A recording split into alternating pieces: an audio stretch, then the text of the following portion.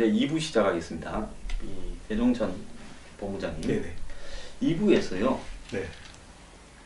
그 지금 몇 가지 남은 변수들을 네. 좀 짚어봐야 될 건데 제가 봤을 때는 뭔가 폭탄이 터진다. 어제 보면 SBS가 문재인 네. 후보와 세수부 이 음. 관료 사이에 마치 거래가 있는 것처럼 네. 보도를 했고 오늘 또 SBS가 해명하고 사과하지 않았습니까? 뭐 이런 것처럼 이런 폭탄이 터지는 거 하나.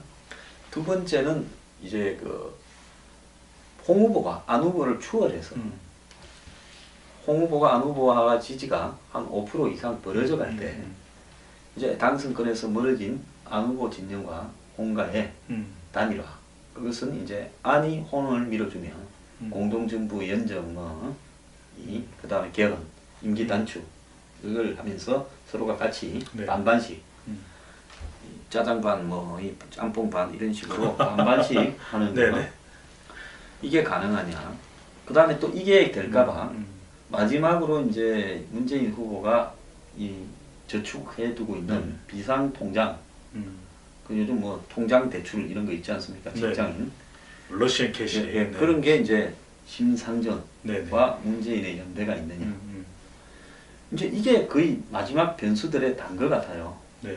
뭐 개인적인 행태의 네거티브가 이 변수에는 별 영향을 못 미칠 거다 이래 보고. 그리고 이제 보수의 이 홍준표 회기 이 속도가 얼만큼 더 붙을 수 있냐. 그리고 이제 유승민 후보가 끝까지 뛰냐. 뭐 이런 정도라고 보는데.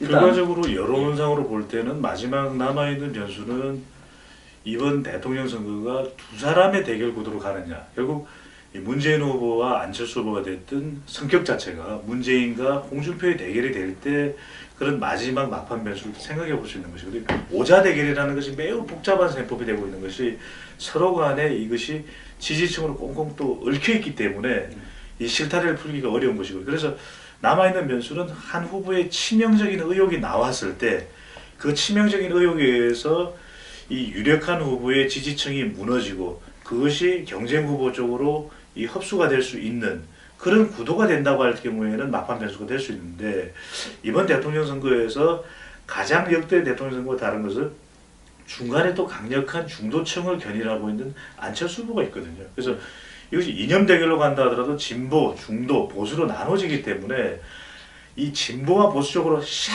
마치 홍해 바르다 갈라지듯이 이렇게 지지층이 결집하지 못한다라는 것이 이 막판 변수가 이 아주 강력한 한 방이 될 것으로 좀 보기는 쉽지 않은 것 같고요. 특히 이제 치명적인 의혹 부분도 이 치명적인 의혹 부분이 만약에 대통령의 탄핵이 없었던 상황이라면 저는 결정적일 걸로 보여집니다. 근데 이게 대통령 탄핵 국면이 있다 보니까 그래서 서로 관련되는 의혹들을 좀 눈여겨봤는데 계속해서 이렇게 연결되고 저렇게 연결됩니다. 그러다 보니까 결국 유권자들은 매우 혼란스러운 가운데 대체적인 답을 못 내리고 투표장에 가기 때문에 그것이 한 후보에게 쏠리기가 매우 어렵다라는 것이거든요. 뭐 서로 간에 이 의혹을 맞제기하면서 문재인 아들하면 안철수 딸 이런 식으로 맞제기를 하기 때문에 상쇄되는 효과가 크죠.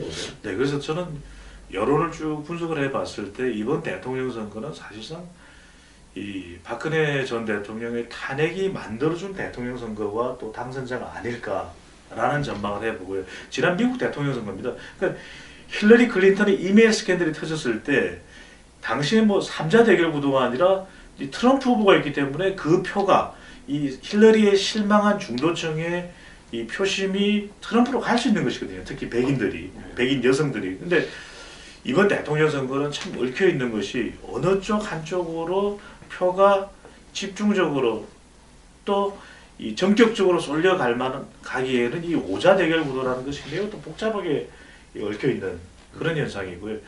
또 개인적인 의혹이라는 것도 과거 같으면은 검증이 충분했는데 이번에는 서로가 서로를 막 네거티브하면서 얽혀 있어서 그 부분을 완전하게 풀어내기가 좀 쉽지 않은 것 같습니다. 그 세월호 문재인 저 부분은 왜 갑자기 느닷없이 터졌다고 봅니까? 글쎄요, 저기 또 이것도 검증 공방일 수도 있고 의혹 공방일 수도 있는데 이런 부분도 앞서가고 있는 문재인 후보에 대해서 검증도 필요했을 테고 한편으로 또 네거티브 공방일 수도 있는데 근데 후보 진영에서 한 게 아니라 방송에서 했단 말입니다. 저것도 좀 의아스러워요. 저도 그래서 이 부분도 그 방송이 굉장히 정치적으로 이렇게 노하우나 테크닉이 탁월한 방송인데 네. 근데 방송에서 나오는 내용들을 보니까 그것이 어떤 관련성이 있는지도 지금 이 아주 우리가 뚜렷한 증거로서 살펴볼 수 없는 것이 뭐 문건으로 나왔다든지 아니면 치명적으로 부인할 수 없는 그런 근거가 있다면 많은 유권자들이 믿을 텐데 어떤 식으로 또 이것이 번져가고 있냐면 그러면 박근혜 정부 때는 이 세월호 인양과 관련해서 왜 이런저런 형태로서 이 정부에 그런 영향력이 미쳤느냐 이런 또 이 해석도 나오고 있거든요. 그래서 저는 과연 이것이 선거 투표일도 사전 투표가 바로 내일부터입니다. 이 지금 우리가 방송하고 있는 시점으로 따져서 대체적으로 저희들이 뭐 며칠 또 내일 오늘 이야기를 안 드립니다만은 사전 투표가 임박해 있는 시점이기 때문에 이것 또한 또 뚜렷하게 밝혀질 수가 없는 부분이거든요. 그래서 저는 마지막에 오히려 더 큰 변수로서 좌우 진영 대결로 갈 경우에 그것이 양자 대결 구도이고 안 후보로서는 안철수 후보는 가장 곤혹스러운 상황이고 홍준표 후보로서는 또 하나의 기회를 맞을 수도 있고 문 후보로서는 위협이 될 수 있는 것은 저는 이런 검정 공방 이슈보다는 오히려 안보 이슈가 한 번 더 크게 불거진다고 할 경우에는 이것은 진짜 깜깜이 기간이니까 알 수가 없는 것이거든요. 특히 트럼프의 사드 비용과 관련된 부분에 대해서는 심지어 일각에서는 오히려 홍준표 후보보다는 또 이 진보 또 야권 진영의 후보에게 오히려 더 이 유리한 이슈가 아니냐라고 해석이 나오고 있는데 언제 또 트럼프로부터 미국으로부터 중국으로부터 남아있는 4, 5일 절대 이 짧지 않은 기간이거든요. 그때 뭔가 탁 터졌을 때 이 사드의 영향, 사드가 아닌 단순한 사드 배치와 같은 이 하나의 사안이 아닌 더 큰 안보 이슈가 터진다면 저는 이 미처 우리가 예상하거나 또는 전망하지 못한 현상도 있을 수도 있을 걸로 보여집니다. 저는 이 문재인 세월호 문제 부분에 국민의당이 공격을 집중적으로 하고 있고 자유한국당이나 바른정당은 침묵을 하고 빠져 있어요. 왜냐면 어제 저녁에 터졌으면 네. 곧바로 반응이 나와야 되는데 네. 이것도 좀 의아스럽기는 하고요. 혹시 세월호라는 뜨거운 감자를 잘못 물었을 때 이런 다칠까봐 그런 건지 좀 두고 봐야 될 것 같고 그 다음에 사드 문제는 사실상으로 한국의 정권이 교체될 수 있다라는 가정을 한 채 트럼프가 한마디로 사드 비용뿐만 아니라 경제적인 통상 문제, 무역 문제 이런 마찰적인 요소를 막 던지고 있고 더 나아가서 이제 김정은에게 또 추파를 또 던진 거. 그건 뭔가 하면 너가 나중에 되고 난 다음에 북하고 중국하고 직거래를 하려 든다면 우리가 직거래를 북하고 해버리면 너는 낙동강 오리안이다. 이 일종의 트럼프의 막 말을 하는 것 같아도 계산된 부분인데 이걸 제대로 공략을 하면 보수 진영 후보들이 유리할 수 있는 부분인데요. 트럼프의 저런 발언 자체가 한국의 정권 교체를 우려해서 안보, 경제, 통상 문제를 던지는 거다. 이 보수 후보들이 제대로 공략을 하지 못하고 있는 것 같아 하는 생각도 들고요. 그 다음에 이제 이 안철수 후보의 최종적인 자기 고정 지지층, 중도층 지지층은 몇 프로쯤 될 거라고 봅니까? 빠지고 다 빠지고는. 글쎄 지금 중도층은 우리가 100% 유권자로 봤을 때 많을 경우에는 이제 한 40% 정도를 보게 되고요. 그 다음에 뭐 보수와 또 진보를 각각 이제 한 30% 정도를 보게 되는데 중도를 또 안철수 후보가 다 가져간다라 그러면은 파괴력은 클 텐데 지금도 보면 중도층을 이 여론조사 결과만 놓고 볼 때는 문재인 후보가 나눠 가지고 있거든요. 그러니까 절반 정도이기 때문에 절반 정도면 딱 20%입니다. 예. 지금 그래서 보수가 빠져나가고 난 이후에 안 후보의 지지율이 대체로 20% 안팎 아닙니까? 그렇다면 지금 20%의 지지율 나오는 이게 것이- 바닥이라고 봅니까? 그럼 더 바닥은 또 더 없을까요? 글쎄요, 저는 지금 20%의 지지율에서 뭐 변화가 있을 수도 있을 것이고 또 지지율 하락에 영향을 미치는 그런 변수들도 있을 걸로는 보여지는데 또 한편으로는 안철수 후보가 기존 후보들과 차별화된다라고 하는 또 유권자들의 이 반응도 있는 것만은 또 분명하거든요. 그렇다면 이 색깔을 달리하는 유권자층들이 있기 때문에 그죠 느닷없이 선거를 앞두고서 뭐 5% 지지율로 된다든지. 아니 뭐 저도 그렇지는 네, 않을 거라고 네. 보고 저는 안 후보의 지지율의 바닥이 네. 사실은 2012년에 안 후보가 TV 토론까지를 좀 하고 네. 자기를 좀 알린 다음에 안 후보가 원래 TV 토론이나 이런 부분에 능하지 못하고 자연스럽지 못하다는 걸 충분히 알린 다음에 들어갔다면 이번에 데미지가 좀 덜했을 건데 그때도 문재인과 단일화를 위한 토론 2번인가 하고 외에는 사실상 토론다운 토론을 제대로 한 적이 없어요. 네. 그러고는 중간에 들어가 버렸고 그 이후에 그냥 자기 이야기 전달하는 것만 나오다가 이번에 이제 토론이 이렇게 무차별적인 다자간 토론이 되니까 안 후보가 이 토론에 약하다는 부분이 드러나면서 지지율이 좀 빠졌다고 보거든요. 저는 안 후보의 지지율의 현재의 뭐 이 바닥은 안 후보가 그럼 어디까지 빠질 거냐 하는 부분에서 저는 뭐 15% 전후라고 보고 있습니다. 네. 앞으로 또 조금 더 내려갈 수 있다 저는 보고 있어요. 그렇게 본다 그러면 우리가 100에서 15를 빼면 85지 않습니까? 네. 그러면 문 후보가 그 중에 40을 가져가지 않습니까? 네. 그럼 문 후보하고 안 후보의 지지가 얼마입니까? 55죠. 네. 그러면 남아있는 표가 45. 45라는 거죠. 여기에 유승민 5, 음. 심상정 한 9 음. 하면 14를 빼는 겁니다. 그러면 홍준표 후보가 산술적으로 정말로 맥시멈으로 최대치로 올라갈 때 한 31까지 올라갈 수 있다. 네. 그러면 홍 후보가 이제 유승민을 단일화를 한다면 그게 또 뭐 100% 다 가기는 어렵겠지만은 뭐 한 3, 4% 가져간다면 네. 홍 후보 지지율이 전 천하 통일을 했을 때 한 30, 5%. 4, 5 네. 네. 표현을 네. 해서 네. 그러면 그건 개인적인 분석 차원이니까. 분석입니다. 네. 왜냐면 네. 이런 가정도 한번 해볼 필요는 있으니까요. 그러면 문이 이제 심상정을 최악의 상황이 오면 만약에 홍이 유로하고 단일화를 하면 그리고 안 후보가 15% 이런 데까지 내려가 있다면 네. 문은 또 심을 끌어들이겠죠. 그러면 문은 40한 8, 9 네. 정도까지 간다.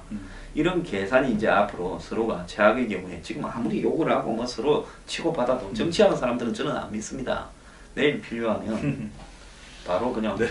이 흥정만 맞으면 우리가 지금 뭐 눈으로 확인하고 있지 않습니까? 흥정만 맞으면 바로 그냥 보자기 깔고 들어누워 버리니까 그러니까 네. 그런 일들이 둘이 각자 이런 양상이 벌어질 수 있다는 거고 소장님 말씀에 크게 다르지 않은 게 우리가 그런 이 가정들을 확인할 수 있는 여론조사가 이제 양자 대결을 붙여보는 것인데 실제로 이 뭐 문재인 대 홍준표 또 문재인 대 안철수 이렇게 양자 대결을 붙여보면요 실제 안철수 후보가 나올 수 있는 확장성이 불과 2주 전과 비교를 하더라도 상당히 위축돼 있습니다. 2주 전만 하더라도 양자 대결에서도 안 후보가 그렇죠. 좀 무리죠. 양자 대결 그렇게 대체적으로 분석이 되고 있는데 그만큼 위축된 이유가 보수 표심이 떠나버렸기 때문에 위축이 되는 것이거든요. 또 한편으로는 홍준표 후보와 문 후보의 대결 구도를 가져간다 하더라도 아직까지는 문 후보에게 밀리는 대체적인 그런 결과들이 나타나는 이유는 이 또 중도 표심이 또 안 후보의 표심이 홍준표 후보 쪽으로 옮겨가지 않는 이유가 큰 것으로 나타나는데 과거에도 제가 말씀드렸습니다만은 이 대통령이 되기 위해서는 항상 두 가지 이념을 걸쳐 있어야 되거든요. 대한민국 대통령의 확장성 측면에서. 근데 이 안 후보는 자기에게 왔던 두 이념을 거머쥘 수 있는 기회를 놓쳐버린 것이고 이 홍준표 후보는 중도 외연 확대라고 하는 숙제는 남겨두고 보수 표심 결집에 들어갔는데 이게 선거에는 이미 정해져 있지 않습니까? 그 시간 내에 이 소장님께서 이 추정, 분석 또 계산한 내용을 말씀드린 대로 그 정도의 이 홍 후보의 지지율이 예상되는데 그 이상을 가려면은 사실은 기존의 후보들로부터 문 후보를 제외하고는 더 지지를 가져와야 되는데 이 시간이 참 이 아쉬운 대목이 될 것으로 보여지고요. 소장님께서 말씀하셨던 막판 변수 중에서 이 홍준표 대 안철수의 그냥 우리가 가상 이 변수로 생각을 해보는 것인데 홍준표와 안철수의 단일화, 안철수와 홍준표의 단일화. 글쎄 이 생각은 해볼 수 있는데 쉽지는 않겠죠, 소장님. 문제는 이제 그러면 홍이 안을 믿느냐 이 부분은 저는 있을 수는 없을 거라고 봐요. 왜 없느냐면 대선 이후에도 생각을 해야 되는데 그럼요. 네. 대선 이후에 이 제1야당에 결국은 뭐 새누리당, 자유한국당과 바른정당이 통합될 거라 이래 본다면 100한 뭐 30석에 가까운 정당의 대표도 짭짤한 건데 대통령만큼 그 부분을 포기하고 안을 밀어줬을 때 아마 이 보수 강경 보수 쪽의 반발이 거셀 거기 때문에 거의 어려울 거라고 보고요. 네. 상대적으로 보자면 몸이 작은 음. 안쪽이 숫자가 작지 않습니까? 의원수가 예, 이 홍을 밀어주고 권력의 절반과 무슨 총리 자리, 개헌, 연정 이런 부분을 이제 DJP 연합처럼 차지를 하면 네. 기술적으로는 가능한데, 근데 그 부분에서 TV 이제 토론 내용만 보고 보면 달라도 참 다른데. 예, 그런데 이제 이쪽은 한쪽은 호남 정당이고요, 한쪽은 영남 정당이라는 부분에서 네. 이제 지지층의 상징적 명분은 또 있는데 예, 영원함의 뭐 결합. 화합이니 뭐 네. 이런저런 명분을 또 정치인들은 뭐 이 흥정화 맞으면 제목은 지 마음대로 붙이니까 할 수 있는데, 중요한 것은 그런 반발을 우려한 국민의당 위에 안 후보야 사실은 나이가 있으니까 이렇게 해서 책임 중리제에서 자기가 중진 중하고 또 안 후보 초점들이 장관자리에 장관이 한 20명 가까이 되니까 만만 해도 한 10명은 장관하잖아요. 공개기업이 뭐 수십 개, 백 개 보고 그러면 짭짤할 텐데, 문제는 그랬다가 얼마전을 끌려는 국민의당 위에 사람들이 좀 있는데, 안 후보로 보면 사실은 당과 자기하고의 관계는 본인이 뭐 안철수 당이라고 하지만 그렇게 끈끈한 건 아니거든요. 호남이 안을 세웠을 뿐이지 마지 사장이지. 사실 그 당의 주인은 뭐 박지원 대표가 주인이라 할 수도 있고, 안 후보는 간판 사타죠. 프랜차이즈 사타인데, 그런데 안 후보 입장에서야 다 잃으니 두 번 대선 나와서 한 번은 왕창 져버리고 이렇게 해보자 할 수 있는데, 문제는 뭔가 하면 이렇게 합쳤을 때 저는 지역 반발이나 무슨 이념이 다르고 보다 안이 홍을 밀었을 때 안으로서는 홍이 되면 그야말로 자기가 정권 2인자가 되고 또 자기가 될 수 있는 거의 뭐 유력한 위치에 올랐었지만은, 그렇게 했는데도 홍이 안 돼버리면 그야말로 파천왕적인 상황이 와가지고 정계 퇴출되는 양상이 벌어질 수도 있지 지금 않겠어요? 소장님 말씀이 매우 중요한 부분인데, 2002년의 경우만 하더라도 단일화가 전격적으로 이루어졌던 이유는 단일화된 후보라면 이해창 한나라당 후보를 이렇게 가상 대결을 해보면 이기는 것으로 나타났거든요. 그러다 보니까 단일화가 더 가속화될 수가 있었는데, 이번의 경우에는 단일 후보도 문 후보를 여론조사상입니다. 여론조사상으로는 못 뛰어넘는 것으로 나타나고 있거든요. 그다음에 그 단일화가 되는 시너지 효과가 예상만큼 크지 않아요. 물론 뭐 여론조사가 잡지 못하는 다른 표심이 있을지는 모르겠습니다만, 그러다 보면은 이것이 아주 이 전격적으로 또 서로 간에 이 단일화에 대한 욕구가 또 아주 커지기는 쉽지 않은 부분이거든요. 그러니까 이긴다는 이런 여론조사 지표상으로도 물론 외부에 공개되지 않는 여론조사를 실시를 해서 내부적으로 국민의당이든 자유한국당의 홍준표 후보, 안철수 후보가 각각 봤을 때, 서로 간에 한 후보가 됐을 때 문 후보를 이긴다는 판단이 선다면 그게 또 가능할 텐데, 저는 지금 현재로서는 그 판단도 서기는 쉽지 않아 보입니다. 그게 이제 마지막 변수는, 아니 자기가 마지막까지 이제 빠질 거 다 빠지고 남아있는 표가 15라면 15를 들고 합쳤을 때 다 가느냐, 안 그러면 15에서 또 한 3, 4가 빠지느냐, 이런 문제가 또 있을 수는 있다고 보고 있습니다. 그렇기 때문에 지금 사실상 그 홍 간의 단일화가 쉽지는 않다. 저는 뭐 이 확률적으로 단일화 가능성이 한 10에서 5% 사이는 있다, 이렇게는 봅니다. 조금 더 높여주셔야죠. 예? 근데 소장님께서 나는 매우 높은 확률이라고 네, 보는데. 알겠습니다. 그 다음에 상정이하고 네. 문재인 단일화는 어떻게 봅니까? 문 후보의 지지율이 좀 많이 흔들리는 상황이 된다 그러면은 내부적으로 깜깜이 기간이라도 뭐 캠프에서는 여론조사를 실시할 수 있는 부분이니까 발표는 못하지만, 그런데 지금 현재로서는 2위, 3위 후보가, 또 2위 후보가 누가 된다 하더라도 치열한 경쟁을 통해서 2위 후보가 좀 더 탄력을 받아서 이 문 후보를 위협하는 수준은 아직 못 되고 있는 것으로 여론상 분석이 되거든요. 그렇다면 심상정 후보와의 그렇다면 단일화를 공격해 왔는데 또 이 지지율에서 위협을 느낀다고 해서 단일화를 시도할 경우 그 비판도 정말 적지 않은 비판을 받을 수가 있는 거고요. 물론 이 불난집에 뭐 부채질하는 건 아니지만은 이 당장 또 내 코가 석자다라고 된다면 이게 또 뭐 그게 당장 단일화의 필요성을 느낄 수도 있겠지만은, 지금 현재의 여론의 판세상으로는 이 심상정 후보가 그래도 선을 긋고 있고 또 진보 정당의 자리매김이 필요하다라고 주창하고 있기 때문에 저는 근데 문과 심의 단위라도 좀 어려울 걸로 보여지는 심의 문제가 아니라 네. 문의 문제라고 보는데 네. 아니 문이 네. 안 떼줘도 이길 것 같은데 왜 떼주고 단일화합니까? 그 음. 단일화를 하게 되면 심한테 떼줘야 될 게 장관 자리 한 8개, 6개는 떼줘야 될 건데 네.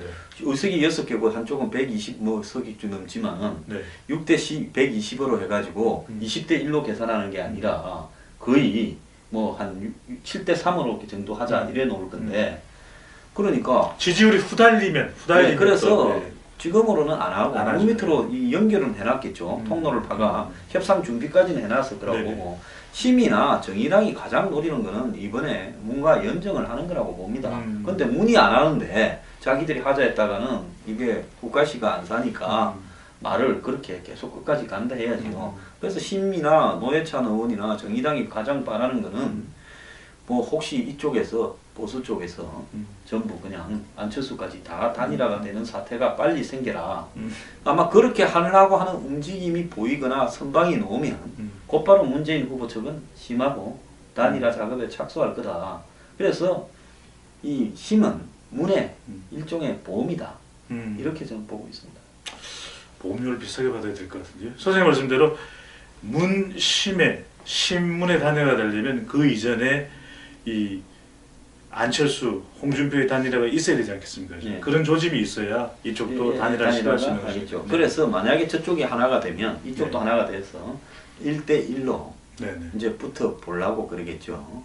그렇다면 과연 그때는 어떻게 될 거냐. 사실 좀 흥미진진할 수는 있는데 이까지 가려면 여러 가지 가상의 시나리오들이 다 맞아 떨어져야 되기 때문에 네.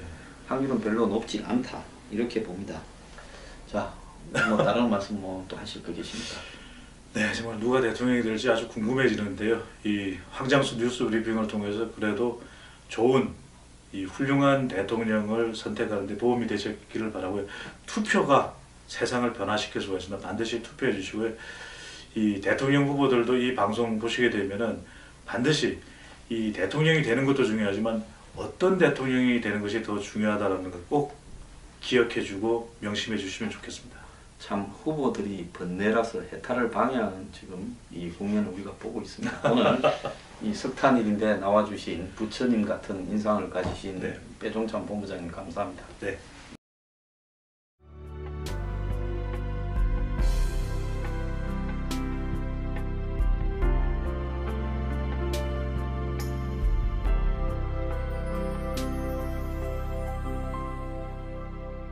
이런 식으로 반반씩 하는 거 네네. 이게 가능하냐? 그 다음에 또 이게 될까봐 마지막으로 이제 문재인 후보가 이 저축해두고 있는 비상통장 그 요즘 뭐 통장 대출 이런 거 있지 않습니까? 직장인 러시안 캐시 네. 그런 게 이제 심상정과 네네. 문재인의 연대가 있느냐? 이제 이게 거의 마지막 변수들의 단 것 같아요. 네. 뭐 개인적인 행태의 네거티브가 이 변수에는 별 영향을 못 미칠 거다 이렇게 보고 그리고 이제 보수의 이 홍준표 회기 예, 이 속도가 얼만큼 더 붙을 수 있냐 그리고 이제 유승민 후보가 끝까지 뛰냐 뭐 이런 정도라고 보는데 일단 결과적으로 여론상으로 볼 때는 마지막 남아있는 변수는 이번 대통령 선거가 두 사람의 대결 구도로 가느냐. 결국 이 문재인 후보와 안철수 후보가 됐든 성격 자체가 문재인과 홍준표의 대결이 될 때 그런 마지막 막판 변수를 생각해 볼 수 있는 것이거든요. 오자 대결이라는 것이 매우 복잡한 셈법이 되고 있는 것이 서로 간에 이것이 지지층으로 꽁꽁 또 얽혀있기 때문에 이 실타래를 풀기가 어려운 것이고 그래서 남아있는 변수는 한 후보의 치명적인 의혹이 나왔을 때 그 치명적인 의혹에 의해서 이 유력한 후보의 지지층이 무너지고 그것이 경쟁 후보 쪽으로 이 흡수가 될 수 있는 그런 구도가 된다고 할 경우에는 막판 변수가 될 수 있는데 이번 대통령 선거에서 가장 역대 대통령 선거와 다른 것은 중간에 또 강력한 중도층을 견인하고 있는 안철수 후보가 있거든요. 그래서 이것이 이념 대결로 간다 하더라도 진보, 중도, 보수로 나눠지기 때문에 이 진보와 보수 쪽으로 샥 마치 홍해 바다 갈라지듯이 이렇게 지지층이 결집하지 못한다라는 것이 이 막판 변수가 이 아주 강력한 한 방이 될 것으로 좀 보기는 쉽지 않은 것 같고요. 특히 이제 치명적인 의혹 부분도 이 치명적인 의혹 부분이 만약에 대통령의 탄핵이 없었던 상황이라면 저는 결정적일 걸로 보여집니다. 근데 이게 대통령 탄핵 국면이 있다 보니까 그래서 저 관련되는 의혹들을 좀 눈여겨봤는데 계속해서 이렇게 연결되고 저렇게 연결됩니다. 그러다 보니까 결국 유권자들은 매우 혼란스러운 가운데 대체적인 답을 못 내리고 투표장에 가기 때문에 그것이 한 후보에게 쏠리기가 매우 어렵다라는 것이거든요. 뭐 서로 간에 이 의혹을 맞제기하면서 네. 문재인 아들하면 안철수 딸 네. 이런 식으로 맞제기를 하기 때문에 상쇄되는 효과가 크죠. 네, 그래서 저는 여론을 쭉 분석을 해봤을 때 이번 대통령 선거는 사실상 이 박근혜 전 대통령의 탄핵이 만들어준 대통령 선거와 또 당선자가 아닐까라는 전망을 해보고요. 지난 미국 대통령 선거입니다. 그러니까 으로 나왔다든지 아니면 치명적으로 부인할 수 없는 그런 근거가 있다면 많은 유권자들이 믿을 텐데 어떤 식으로 또 이것이 번져가고 있냐면 그러면 박근혜 정부 때는 이 세월호 인양과 관련해서 왜 이런저런 형태로서 이 정부에 그런 영향력이 미쳤느냐 이런 또 이 해석도 나오고 있거든요. 그래서 저는 과연 이것이 선거 투표일도 사전 투표가 바로 내일부터입니다. 이 지금 우리가 방송하고 있는 시점으로 따져서 대체적으로 저희들이 뭐 며칠 또 내일 오늘 이야기를 안 드립니다만은 사전 투표가 임박해 있는 시점이기 때문에 이것 또한 또 뚜렷하게 밝혀질 수가 없는 부분이거든요. 그래서 저는 마지막에 오히려 더 큰 변수로서 좌우 진영 대결로 갈 경우에 그것이 양자 대결 구도이고 안 후보로서는 안철수 후보는 가장 곤혹스러운 상황이고 홍준표 후보로서는 또 하나의 기회를 맞을 수도 있고 문 후보로서는 위협이 될 수 있는 것은 저는 이런 검정 공방 이슈보다는 오히려 안보 이슈가 한 번 더 크게 불거진다고 할 경우에는 이것은 이제 깜깜이 기간이니까 알 수가 없는 것이거든요. 특히 트럼프의 사드 비용과 관련된 부분에 대해서는 심지어 일각에서는 오히려 홍준표 후보보다는 또 이 진보 또 야권 진영의 후보에게 오히려 더 유리한 이슈가 아니냐라고 해석이 나오고 있는데 언제 또 트럼프로부터 미국으로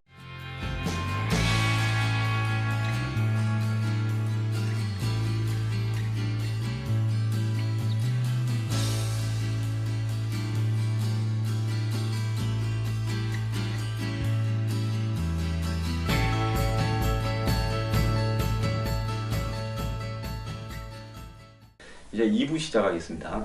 이 배종찬 본부장님. 네네. 2부에서요. 네. 그 지금 몇 가지 남은 변수들을 네. 좀 짚어봐야 될 건데 제가 봤을 때는 뭔가 폭탄이 터진다. 어제 보면 SBS가 문재인 네. 후보와 세수부 이 관료 사이에 마치 거래가 있는 것처럼 네. 보도를 했고 오늘 또 SBS가 해명하고 사과하지 않았습니까? 뭐 이런 것처럼 이런 폭탄이 터지는 거 하나. 두 번째는 이제 그 홍 후보가 안 후보를 추월해서 홍 후보가 안 후보와 지지가 한 5% 이상 벌어져 갈 때 이제 당선권에서 멀어진 안 후보 진영과 홍과의 단일화.